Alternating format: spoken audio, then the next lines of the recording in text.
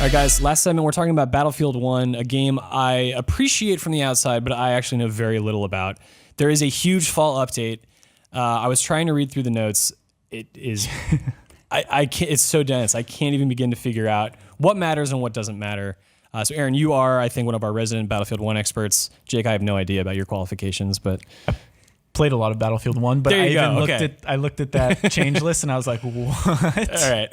So Aaron, I'll start with you first. What are the biggest things you've identified that are coming with this patch? Well, this patch gave a good boost to support, which I love because I always play as support. It's my favorite class.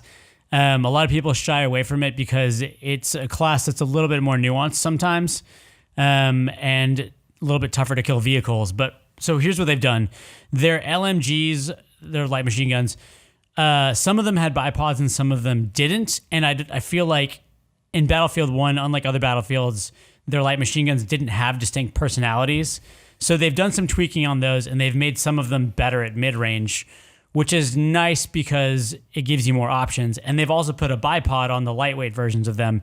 So now you've got these really nice mid-range guns that you can also put down on a bipod and do really accurate long-range fire. Previously you couldn't do that, and there wasn't really a reason to pick more than one or two of them. So they rounded them out better. Then they went over to their mortars, and they decreased their accuracy by making you have to wait longer for them to become accurate. So that gets rid of the mortar spam problem that they had before. But then they also gave them each two smoke rounds, which is really cool because smoke in Battlefield for good players is very useful when you're getting held back trying to cross a large stretch of no man's land. You can now more reliably smoke the enemy side of it and conceal your team when they're running. So they got buffs, which I think is really cool.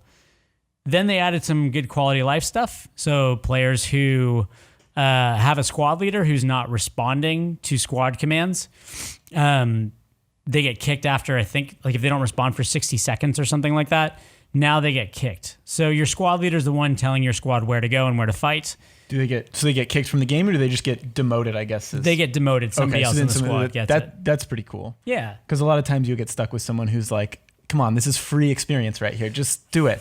I mean, if you're the squad leader and you're not giving squad commands, you're just losing experience. Yeah. And most of the time you just tell people to do what they were already doing anyway. Yeah. So yeah, like you really have to not know what you're doing to not, or you can just like aim at something and say, go there, and you get points and they get points for following it. So bad squad leaders are getting mutinied on, which is cool. And the other thing that they did, Suez Canal, that map, now has 5 flags. I think it previously had 3. It was their smallest map. Is it this one? Right Yeah. Here? Yeah. So that's the biggest change to a map in the game. Okay. Let's see. But there look to be like almost a couple hundred changes in this log. And you had mentioned to me that you know a lot about this game, but when you look at those notes, you kind of notice something that stood out because it wasn't anything you were familiar with. It was like a ticketing system, right? Like people earning tickets for certain actions, which is good to know, but the game never tells you. One of the things I've always loved about Battlefield and why I think the game has such longevity is it's such a complex game. There's things you don't know. And when you read patch notes, sometimes they've patched something you didn't even know existed. Right. And you learn something. So in operations mode, apparently, when you take an objective, the people fleeing, if you kill them, you get tickets back. Gotcha. Which I didn't know. I would always stay and fight because conceptually I was holding back their advance. But I was actually doing the wrong thing. And I learned from these patch notes that I was supposed to be running for my life because you don't want to be killed in that phase. And also the attackers can get tickets back by killing people fleeing from them in that phase. So it's pretty cool. I learned something new just by reading the patch notes. Is there anything that you guys feel like really needs to be addressed about Battlefield 1 that maybe hasn't been in this patch? Yeah. Battlefield 1, of all the core mechanics in this game that they really nailed, I think they kind of left their weapon customization behind.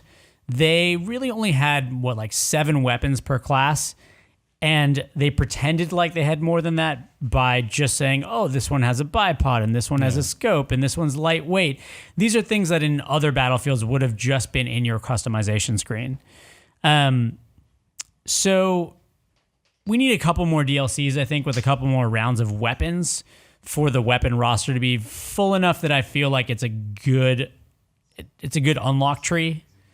And also those weapons feel different enough from one another.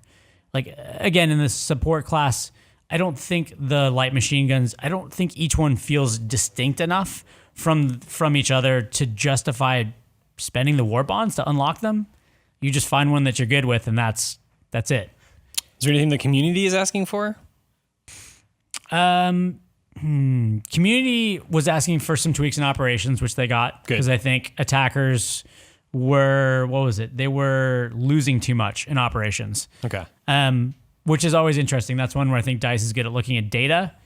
And didn't something similar happen with Battlefront 2 when that came out? Like, wasn't, like, I forget what mode it was, but like the Empire would win every single time, like at first or something like that? Yeah, in their main Walker Assault mode, it was just a rout almost every single time. Yeah. And I think that happens when you have expert playtesters play the game, and then you put the game in the hands of people who are not experts at the game, and they don't know all the tricks. Yeah. Because it's funny, I always find stopping the behemoths to be very difficult, especially if your team isn't cooperating. But according to the actual data, the behemoths were getting dropped real fast in operations, and the defenders were winning all the time. So people should have a better time and feel like the game's a little bit more fair.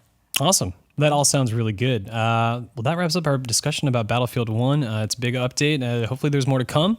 Thank you for joining me, guys.